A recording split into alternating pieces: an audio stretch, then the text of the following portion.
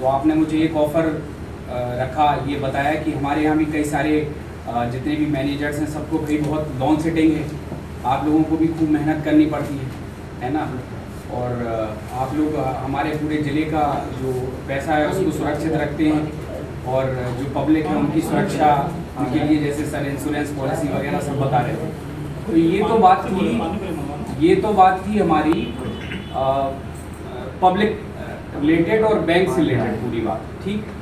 अब मैं अपनी जो उद्देश्य है यहाँ पे आने का उसके बारे में आप लोगों को बताना चाहूँगा, क्योंकि मैं खुद एक्साइटेड रहता हूँ ऐसी मीटिंग्स में आने के लिए, और मेरा उद्देश्य ये है कि जब आप लोग ठीक रहेंगे तब जाके पब्लिक ठीक रहेगी, या पब्लिक को आप बहुत प्रॉपर वे में सर्विस दे सकते हैं, ठीक।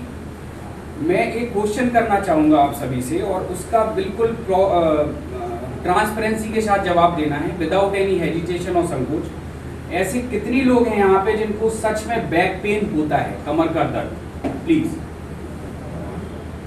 मतलब हैं।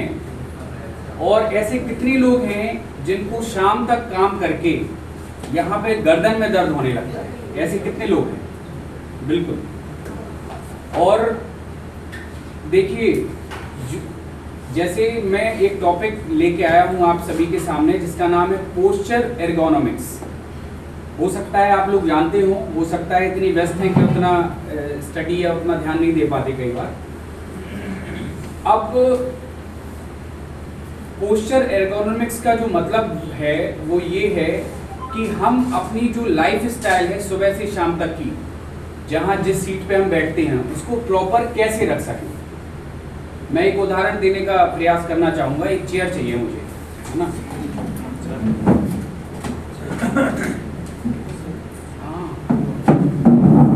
जैसे मान लीजिए ये हमारी चेयर है, ये हमारी चेयर है, इस पे हम अपने लैपटॉप या कंप्यूटर पे काम कर रहे हैं, राइटिंग जॉब कर रहे हैं। तो कई बार क्या होता है कि जब हमारे बैक में या हमें कुछ हैवीनेस सी फील होने लगती है गर्दन में, कमर में, तो हम ऐसे बैठ जाते हैं। ऐसा भी अमूमन हम बैठते ही ऐसे, जैसे सर बैठे हैं अभी, है ना, थोड़ा थोड़ा।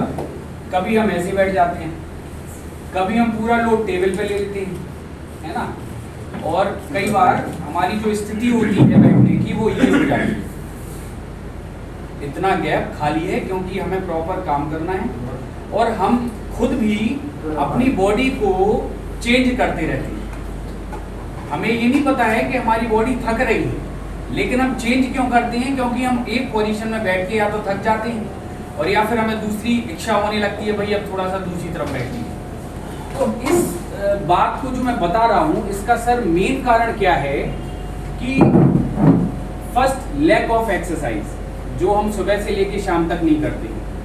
सेकंड वन इज स्ट्रेस, काम का स्ट्रेस, फैमिली का स्ट्रेस, हमारे शरीर का रात का स्ट्रेस। जैसे बताया जाता है कि एक स्वस्थ मनुष्य को कम से कम 8 घंटे की नींद लेनी चाहिए। कोई 6 घंटे ले रहा है, कोई 7 घंटे ले रहा है, मुझे नहीं लगता इससे ज़्यादा कोई ले पाता होगा, राइट। तो अच्छा, अगर हम इस चेयर पे ढंग से नहीं बैठें, या हम अपनी बॉडी को रिलैक्स नहीं करें, या हम गलत पोजीशन में काम करते रहें, तो हमें कैसी कौन सी बीमारी बन जाएगी उसका भी मैं उदाहरण आपको देना चाहूँगा। आपने सबसे ज़्यादा सुना होगा सर टेनिस एल्बो की शिकायत। टेनिस एल्बो में एक प्रॉब्लम हो जाती है जिसमें कई पेशेंट्स हमारे पास आके बोलते हैं कि मुझे यहाँ पे दर्द हो रहा है। क्यों हो रहा है दर्द? क्योंकि हम लैपटॉप काफ़ी ज़्यादा यूज़ कर रहे हैं। ये प्रॉब्लम ओवर यूज़ की वजह से होती है या रॉन्ग पोस्चर की वजह से। आप लोग बोर तो नहीं हो रहे ना? मतलब क्योंकि सर का भी लेक्चर हुआ, अब मेरा भी, तो इसलिए मैंने पूछा, है ना।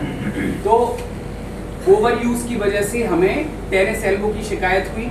टेनिस एल्बो में यहाँ का मांस फट जाता है, और पेशेंट अमूमन 3 से 4 महीने बाद हमारे पास आके कहता है कि सर मैं बैंक में मैनेजर हूँ या कैशियर हूँ और मुझे यहाँ पे तकलीफ हो रही है। फिर जब हम एग्जामिनेशन करते हैं, थोड़ा चेक करते हैं, तो हम उसको डायग्नोसिस क्लियर करते हैं, भाई आपका है ना ओवर यूज़ की वजह से ये प्रॉब्लम हो गया। आप बहुत ज़्यादा राइटिंग कर रहे हो तो प्रॉब्लम हो गई, आप बहुत ज़्यादा लैपटॉप यूज़ कर रहे हो तो प्रॉब्लम हो गई, ठीक। पहली प्रॉब्लम बता रहा हूँ। कई लोगों को आपने सुना होगा स्लिप डिस्क की समस्या। स्लिप डिस्क, हमारी वर्टिब्रास है उनके बीच में एक डिस्क होती है, वो खिसक गई, उसको अपन स्लिप डिस्क कहते हैं। ये जनरली MRI में डायग्नोस होता है। जितने लोग भी यहाँ बैठे हैं, मैं समझता हूँ 30 या 40% लोगों को कभी ना कभी बैक पेन हुआ होगा। हम चूंकि काम के प्रेशर की वजह से ध्यान नहीं दे पाते, उसका कारण भी है सिटिंग। तो वो आगे चल के स्लिप डिस्क या बड़ी बीमारी का रूप ले लेता है और आगे चल के ऑपरेशन की स्थिति भी आ जाती है। एक वो समस्या हो गई। तीसरा हो गया सर्वाइकल स्पॉन्डिलोसिस। सर्वाइकल में भाई डॉक्टर के पास जाओगे, रीढ़ की हड्डी की नस दब गई, पेशेंट से हम पूछेंगे क्या आपको हाथ में झंझनाहट आती है? यस। क्या हमें सुन्नपन होता है? यस। क्या आप है ना, और पता चला कि 7 से 8 घंटे का आपका सिटिंग जॉब है, उस वजह से ये प्रॉब्लम हो गई।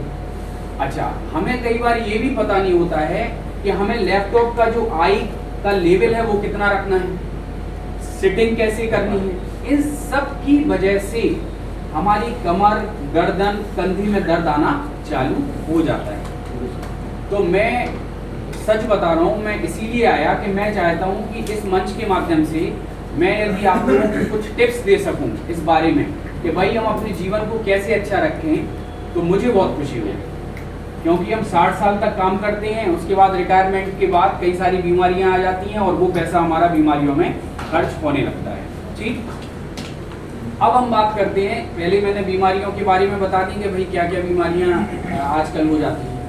तो सबसे पहले हम बात करेंगे पोस्चर के बारे में। पोस्चर कैसा होना चाहिए? ठीक, सिटिंग पोस्चर की मैं बात करूंगा, है ना। सिटिंग पोस्चर के लिए जैसे हमारी ये चेयर है, अब चेयर में तो बहुत ज़्यादा फेरबदल नहीं हो सकते, लेकिन जो मैं इस पे बता सकता हूँ वो मैं बताऊंगा। हमें हमेशा एक बात का ध्यान रखना है कि जो हमारी टेबल है, उस टेबल जो लैपटॉप रखा हुआ है, उस टेबल और स्टमक या पेट के कांटेक्ट में दोनों टच होने चाहिए। पहला नियम, मतलब बिल्कुल ऐसे सट के हमें बैठना है। हम अगर दूर बैठेंगे तो हम हमारी बैक पे ज़्यादा स्ट्रेस पड़ेगा और उस स्ट्रेस से आगे चल के हमें तकलीफ हो जाएगी। पहला नियम कि हमें टेबल से बिल्कुल टच होके बैठना है। दूसरा नियम कि ये जो पीछे का भाग है ये हमारी बैक से फुल सपोर्टेड होना चाहिए, फुल सपोर्टेड। अगर सपोर्ट नहीं हो पा रहा है तो हम एक तकिया लगा सकते हैं, एक छोटा सा कुशन यूज कर सकते हैं। ये सपोर्ट होगा तो हमारी बैक पे ज़्यादा स्ट्रेस नहीं पड़ेगा। 2 नियम। तीसरे नियम में हमारा जो अपर बॉडी है वो टेबल के ऊपर होना चाहिए, टेबल के ऊपर अपर बॉडी होना चाहिए, जिससे कि हम चौथा, जो हमारा एल्बो या कोहनी है ये हवा में नहीं होना चाहिए जब हम टेबल यूज करें। हम जब टेबल यूज करते हैं तो हमारा जो एल्बो पार्ट है वो पूरा का पूरा टेबल पे आ जाए, जिससे हमारा अपर बॉडी का जो वेट है वो टेबल पे रहे, है ना सर। तो इससे क्या होगा कि हम लंबे समय तक अपनी ऊर्जा को, अपने पोटेंशियल को अपने काम में ज़्यादा समय तक यूज कर सकते हैं। ठीक है, अब इसके बाद मैं बात करूंगा कि हमें बैठने का स्टाइल कैसा होना चाहिए। कभी भी हिप का जो एंगल है वो आपका 90 से एबव नहीं जाना चाहिए। कहने का मतलब, आपने देखा होगा कि ये भी टेबल है, इस टेबल में नीचे एक पाइप रहता है हर टेबल में, जिसमें हम अपना पैर रख सकते हैं। उस टेबल के पाइप का बड़ा यूज है, उस पर हमें पैर रखना है। अगर हम वहाँ पैर नहीं रख सकते तो छोटे जो घर पे यूज करते हैं ना पटा जिसको हम कहते हैं, उस पटा को रख के हमारा जो पोजीशन है वो ये होना चाहिए। मतलब ये जो एंगल बन रहा है हिप का, ये हमारा 90 से कम हो जाए तो और अच्छा। 90 से यदि एबव होगा, मतलब ये घुटना जो है हमारा नीचे की तरफ जाएगा ऐसे, तो आप समझिए हमारी बैक पे सबसे ज़्यादा प्रेशर पड़ने वाला है। तो इन सारी बातों का आप लोगों को ध्यान रखने की आवश्यकता है। और दूसरा जो लैपटॉप है उसका जो लेवल है वो 20 डिग्री से ज़्यादा नीचे ना हो, 20 डिग्री से नीचे ना हो। कई बार हम लैपटॉप ऐसे देखते हैं, कई बार हम ऐसे देखते हैं। ये हमारा जो पोजीशन है, कई बार जिनको चश्मा लगा हुआ है वो नाक पे चश्मा रख के और बहुत ऐसे देखने का प्रयास करते हैं, तो ये पोस्चर भी गलत है। इसमें भी आगे चल के बहुत सारी बीमारियां बनने वाली हैं और आपका पैसा भी खर्च होने वाला है और प्रॉब्लम सॉर्ट आउट नहीं होती। तो पोस्चर का जो महत्व है वो बहुत ज़्यादा है, बहुत है। और मैं समझता हूँ कि आप लोगों की जो ट्रैवलिंग है वो भी ज़्यादा होगी, क्योंकि शायद पेरीफेरी में आप सब ब्रांचेस हैं, तो उसका भी ध्यान रखना है। एक बात और मैं बताना चाहूँगा कि आप जब अपने प्रॉपर सेटिंग में बैठते हैं कंप्यूटर यूज़ करते समय, तो 20 मिनट्स के बाद आपको, आधा घंटे के बाद 30 सेकंड का ब्रेक लेना चाहिए। अब मुझे नहीं पता कि पॉलिसी वाइज कितना हितकर है, सॉरी सर, लेकिन हाँ, लेकिन 30 मिनट के बाद कम से कम 30 सेकंड का ब्रेक बहुत आवश्यक है। उससे और उसमें आपको कुछ मैं स्ट्रेचेस भी बता दूंगा, कुछ स्ट्रेचिंग एक्सरसाइजेज हैं जिनको आप करने से अपनी मसल्स को रिलैक्स कर सकते हो आप। ठीक, यहाँ तक तो कोई डाउट नहीं है ना? केवल लेक्चर करना है या कुछ समझ में भी आ रहा? आ रहा ना सर? ठीक, ये हो गया। अब हम बात करते हैं सोने की और बात कर लेता हूँ। सोने में भी कई लोगों को डाउट रहता है भाई कैसी तकिया का उपयोग करना चाहिए। कई बार हम अपना पूरा हाथ लगा के सो जाते हैं, है ना? तो इस पे भी मैं आप लोगों को बताना चाहूँगा कि सोने का भी बहुत आवश्यक है कि प्रॉपर स्लीप के लिए कैसा हमें पिलो रखना चाहिए। तो पिलो हमें ऐसा रखना है कि बिल्कुल पतला हो, और जो हमारा ये लार्डोसिस है, ये गड्ढा जिसको हम कहते हैं, ये खाली भाग, ये कवर अप हो जाए और हमारी जो गर्दन है वो ऊपर की तरफ ना उठे। कई बार हमारी गर्दन ऐसी की तरफ ऐसी उठ जाती है, ये गलत है। अगर पीछे की तरफ जाएगी तो ये गलत है। हमें जो पिलो बनाई गई है वो इस पार्ट को कवर अप और सपोर्ट देने के लिए है। लेकिन जब हम करवट ले लेते हैं दूसरी तरफ, राइट साइड या लेफ्ट साइड, तो ये जो डिस्टेंस है हमारा, इसको वो पिलो कवर नहीं कर पाता है। तो हम क्या करते हैं, एक हाथ अपना पिलो के ऊपर, पिलो के नीचे हाथ रखा और पिलो ऊपर रखी और इसका उपयोग करते हैं, जो कि बिल्कुल गलत है। मेरे पास कई ऐसी पेशेंट्स आते हैं जिनको फ्रोजन शोल्डर की शिकायत है, पेरिएर्थराइटिस शोल्डर, कंधे का जाम होना। कई मरीज ऐसे होते हैं उनको पता कंधे में दर्द रहता है और इस करवट सोने में उनको तकलीफ होती है, हाथ चमक जाता है या ऐसे करने में बहुत तकलीफ होती है। तो ये गलत पोजीशन में सोने की वजह से बहुत ज़्यादा पाया गया है। इसके लिए हमें क्या करना है कि जब हम करवट लेते हैं तो हमें जो जितना पतला पिलो है उससे डबल पिलो यहाँ रखना चाहिए। लेकिन ये कैसे संभव है भाई? पहले एक पिलो बताया मैंने सीधे में, अब डबल पिलो कैसे यूज करेंगे हम? तो इसके लिए प्रैक्टिकली मैं बता रहा हूँ, आप लोग इतनी मेहनत करते हैं, एक तकिया लिया और उसमें एक आप लोग आर्टिफिशियल तकिया बनवा सकते हैं जिसमें गड्ढा होता है, जिससे यहाँ का फर्म मोटा, यहाँ का फर्म मोटा और बीच में थोड़ा सा दबा हुआ, जिससे ये सिर का पोर्शन उस पर आ गया, जितना सपोर्ट यहाँ चाहिए वो हो गया और करवट ली तो हमें यहाँ पे डिस्टेंस मिल ही गया। तो इन सारी बातों का आप लोग विशेष रूप से ध्यान रखिए और कुछ एक दो पोस्चर करेक्शन एक्सरसाइजेज है वो मैं बताना चाहूँगा आप लोगों को, और उनको देखिए और सीखिए। सबसे पहले हम बात करेंगे कि जब मैंने बोला कि 30 मिनट के बाद, आधा घंटे के बाद थोड़ा सा स्ट्रेचिंग आवश्यक है, तो बहुत सिंपल सी स्ट्रेचिंग है।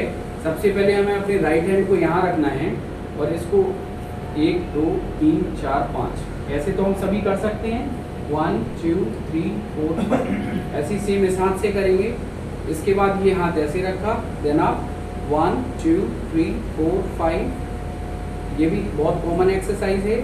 थर्ड में हमें क्या करना है, पीछे की तरफ ले जाएंगे, 1 2 3 4 5। इस एक्सरसाइज से क्या हुआ कि हमारी जो नेक और शोल्डर की मसल्स हैं उनमें स्ट्रेच आया और उनकी जो थकावट है वो दूर हो गई, ब्लड सर्कुलेशन प्रॉपर हो गया, मसल्स में फ्लेक्सिबिलिटी आ गई, सूजन नहीं आएगी आगे चल के। कई लोगों को देखा होगा बहुत हार्डनेस आ जाती है, बहुत सूजन, वो थोड़ा सा दबाएंगे तो वो चिल्लाएंगे।